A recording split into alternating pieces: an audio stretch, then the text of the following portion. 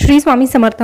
तुम्हा सगळ्यांच्या आपल्या स्वामी सूत्र चॅनलवर मनापासून स्वागत। स्वामी भक्त हो, आज पुन्हा एकदा तुमच्यासाठी नवीन व्हिडिओ घेऊन आलेली आहे। व्हिडिओच्या माध्यमातून नवीन माहिती आपण जाणून घेणार आहोत। सध्या श्रावण महिना सुरू असल्यामुळे श्रावणासंबंधित उपाय आणि सेवा आपल्या चॅनलवर रोजच्या रोज येत आहे। त्यामुळे प्रत्येक व्हिडिओ आवर्जून बघा आणि त्याप्रमाणे उपाय आणि सेवा करण्याचा प्रयत्न करा। भोलेनाथांची कृपा तुमच्यावर झाल्याशिवाय राहणार नाही। आता उद्याचा तिसरा सोमवार आहे आणि तिसरा श्रावणी सोमवारला विशेष असं महत्त्व आहे। बघा, श्रावणातील सोमवारचं व्रत केलं जातं, परंतु काही कारणास्तव ज्यांना प्रत्येक सोमवारचं व्रत करणं शक्य झालं नाही त्यांनी कमीत कमी तिसरा सोमवारी का होईना व्रत आवर्जून करावं। संपूर्ण महिनाभराचं फळ आपल्याला प्राप्त होण्यासाठी मदत मिळत असते। फक्त या ठिकाणी एक गोष्ट लक्षात घ्या, फक्त व्रत करून चालत नाही, तर त्यासोबत आपल्याला सेवा आणि उपायही करायला लागतात। या व्यतिरिक्त सगळ्यात महत्त्वाची गोष्ट म्हणजे आपण जी काही सेवा करतो, उपाय करतो किंवा जे व्रत करतो त्याविषयीची जी भावना आहे ती 100% सकारात्मकच असायला लागते। आपला जो भाव आहे, जी श्रद्धा आहे ती 100% खरी असायला लागते। कारण देव फक्त भक्तीचा भुकेला आहे। बाकीच्या ज्या इतर गोष्टी आहे त्या तर आपण प्रत्येक जण त्याच्या परिस्थितीनुसार त्याच्या क्षमतेनुसार करत असतो, पण ज्याच्या मनामध्ये शुद्ध भाव असतो, श्रद्धा 100% असते आणि विश्वास पूर्ण असतो, अशा व्यक्तीला भोलेनाथांचा काय परंतु प्रत्येक देवदेवतेचा आशीर्वाद प्राप्त होत असतो। तर बघा, उद्याचा सोमवार हा विशेष मानला जातो, त्यामुळे उद्या आपल्याला कुठले उपाय करायचे आहे त्यासंबंधीचा आजचा हा व्हिडिओ आहे। आता यामध्ये आपण 6-7 उपाय जाणून घेणार आहोत। त्यापैकी तुमची जशी समस्या आहे तशा पद्धतीचा उपाय तुम्ही करू शकतात। फक्त पुन्हा एकदा सांगते, त्यासोबत विश्वास हा कायम असू द्या। बघा, सोमवारचा दिवस हा भगवान शंकरांना समर्पित आहे हे आपल्या सगळ्यांना ठाऊक आहे। म्हणून या दिवशी भगवान शंकरांची विशेष पूजा केली जाते आणि श्रावण महिना म्हटलं तर सोमवारला विशेष महत्त्व प्राप्त झालेलं असतं। श्रावण सोमवारी भगवान शंकरांच्या पूजेसह काही उपाय केले तर नक्कीच सुख समृद्धी येण्यासाठी आपल्याला मदत मिळत असते। श्रावणी सोमवारचं महत्त्व किंवा श्रावण महिन्याचं महत्त्व हे धार्मिक ग्रंथांमध्ये सांगण्यात आलेलं आहे। या महिन्याचा श्रावण सोमवार 19 ऑगस्ट 2024 रोजी आहे, म्हणजेच उद्या आहे।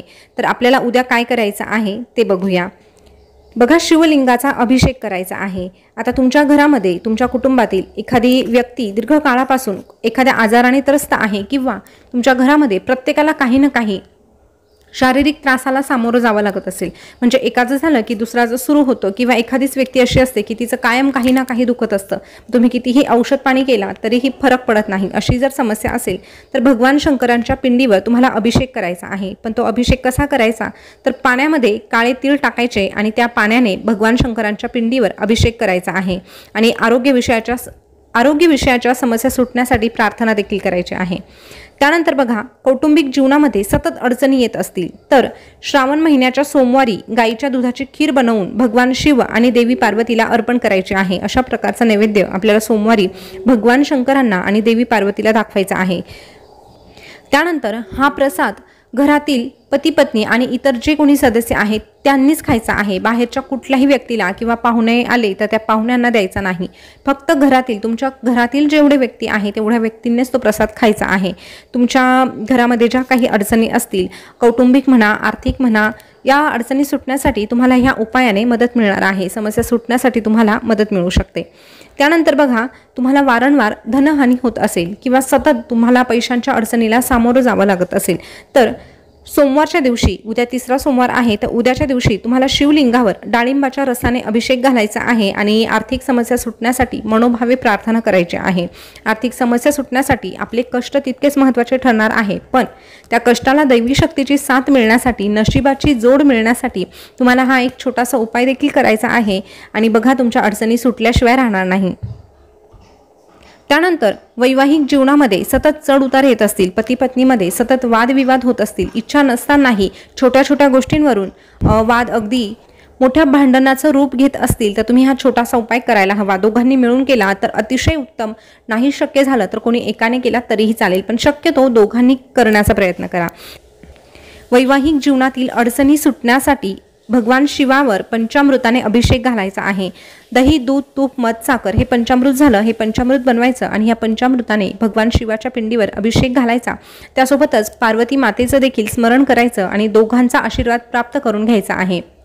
तुमच्या वैवाहिक जीवनातील अडचणी सुटण्यासाठी मदत होईल। बघा, सोमवार म्हटलं तर भगवान शंकरांना समर्पित आहे हे आपल्याला ठाऊक आहे, पण फक्त त्यामध्ये भगवान शंकराचा समावेश नसतो। तर सोमवारच्या दिवशी संपूर्ण शिवकुटुंबाची पूजा करायची असते। जेव्हा आपण एकत्रितरित्या कुटुंबाची एकत्रित पूजा करतो तेव्हा खऱ्या अर्थाने आपल्या घराचं गोकुळ व्हायला वेळ लागत नाही। आपल्या घरामध्ये सुख समृद्धी चालत येते, लक्ष्मी माता कायमस्वरूपी आपल्या घरामध्ये वास करते। त्यामुळे तुमच्या घरामध्ये सतत अडचणी निर्माण होत असतील किंवा काही ना काही अडथळे निर्माण होत असतील तर तुम्ही सोमवारच्या दिवशी शिवचालिसाचं पठण करायचं आहे। कुटुंबातील सगळ्या सदस्यांनी एकत्र बसून हे पठण केलं तर अतिशय उत्तम, पण सगळ्यांनाच तेवढा वेळ नसतो, तर कमीत कमी एका व्यक्तीने का होईना शिवचालिसाचं पठण आपल्या घरामध्ये करायचं आहे आणि संपूर्ण कुटुंबासाठी प्रार्थना देखील करायची आहे। बघा, याचा अनुभव तुम्ही घेऊन बघा, नक्कीच तुम्हाला सकारात्मक असे बदल दिसून येतील। त्यानंतर वैवाहिक जीवनातील अडचणी सुटण्यासाठी अजून एक उपाय आहे, तो असा की भगवान शंकरांच्या मंदिरात तुम्हाला रुद्राक्ष अर्पण करायचा आहे। रुद्राक्ष अर्पण करताना ज्या काही अडचणी आहे, ज्या काही समस्या आहे त्या ठिकाणी सांगायच्या आहे आणि रुद्राक्ष अर्पण करायचा आहे। 100% तुम्हाला याचा देखील सकारात्मक बदल दिसून येईल। त्यानंतर मनातील इच्छा मनोकामना पूर्ण होण्यासाठी एक छोटासा उपाय आहे, तो करून बघा। इच्छापूर्तीसाठी तुमचे प्रयत्न देखील तितकेच महत्त्वाचे ठरणार आहे, पण तरीही प्रयत्न करूनही जर इच्छा पूर्ण होत नसतील तर हा छोटासा उपाय नक्कीच करा। बघा, इच्छापूर्तीसाठी सोमवारच्या दिवशी, उद्या श्रावणातील 3रा सोमवार आहे म्हणून उद्याच्या दिवशी आवर्जून करा, शिवलिंगावर पांढरे चंदन लावायचे आहे आणि भगवान शंकरांना तुमच्या इच्छा सांगायच्या आहे, इच्छापूर्तीसाठी मनोकामना करायची आहे आणि त्यानंतर भगवान शंकरांना बेलपत्र व त्यासोबतच धोत्राचं फूल अर्पण करायचं आहे। अशा पद्धतीचा उपाय तुम्ही करून बघा, नक्कीच तुमची इच्छा लवकरात लवकर पूर्ण होण्यास मदत होईल। त्यानंतर तुमच्या नोकरीमध्ये संकट येत असतील किंवा तुमचा व्यवसाय आहे पण तो नीट चालत नसेल, नोकरीमध्ये सतत चढ उतार येत असतील, तुमच्या सोबतचे जे कलीग आहे ते तुमच्यापेक्षा वर जात असतील किंवा तुमच्या मागून आलेले लोक जर पुढे प्रगती करत असतील आणि तुम्ही त्याच जागेवर राहत असाल किंवा तुमचा व्यवसाय अगदी मंद गतीने चालू असेल, तर तुम्हाला काय करायचं आहे की सोमवारच्या दिवशी शिवलिंगावर दूध अर्पण करायचं आहे। त्यानंतर हे दूध एका भांड्यामध्ये गोळा करायचं आहे आणि हे दूध तुमच्या व्यवसायाच्या किंवा नोकरीच्या ठिकाणी थोडंसं घेऊन शिंपडायचं आहे आणि ओम नमः शिवाय या मंत्राचा जप करायचा आहे। आता व्यवसाय म्हटलं तर त्या ठिकाणी आपलं स्वतःचं राज्य असतं म्हणून आपण त्या ठिकाणी हे शिंपडू शकतो, पण नोकरीच्या ठिकाणी करू शकत नाही। मग काय करायचं, तर नोकरीसाठी मनोकामना करून आपल्याच घरामध्ये थोडंसं हे दूध शिंपडायचं आहे, पण तुम्ही ज्या ठिकाणी नोकरी करतात त्या ठिकाणी तुमचं केबिन असेल किंवा त्या ठिकाणी तुम्हाला हे करणं शक्य झालं तर त्या ठिकाणी देखील थोडंसं दूध शिंपडण्याचा प्रयत्न करा। त्यासोबतच हे दूध शिंपडत असताना ओम नमः शिवाय या मंत्राचा जप तुम्हाला सतत चालू ठेवायचा आहे। आता शिवलिंगावर दूध अर्पण करताना एक काळजी घ्या की कधीही गरम केलेलं दूध आपल्याला शिवलिंगावर अर्पण करायचं नाही। कच्चं दूध म्हणजे न तापवलेलं दूधच आपल्याला अर्पण करायचं असतं, ही विशेष काळजी घ्या। तर स्वामी भक्त हो, 3रा श्रावणी सोमवार निमित्त हे छोटे छोटे उपाय करून बघा आणि लाभ घ्या। आजची ही माहिती तुम्हाला कशी वाटली कमेंटद्वारे नक्की कळवा। अशीच नवनवीन माहिती जाणून घ्यायला आवडत असेल तर आपल्या स्वामी सूत्र चॅनलला सबस्क्राईब करा, त्यासोबतच शेजारचं बेल बटन प्रेस करायला विसरू नका। पुन्हा भेटूया नवीन व्हिडिओसोबत नवीन माहिती घेऊन, तोपर्यंत बोलत रहा श्री स्वामी समर्थ, जय जय स्वामी समर्थ। श्री स्वामी समर्थ, जय जय स्वामी समर्थ। धन्यवाद।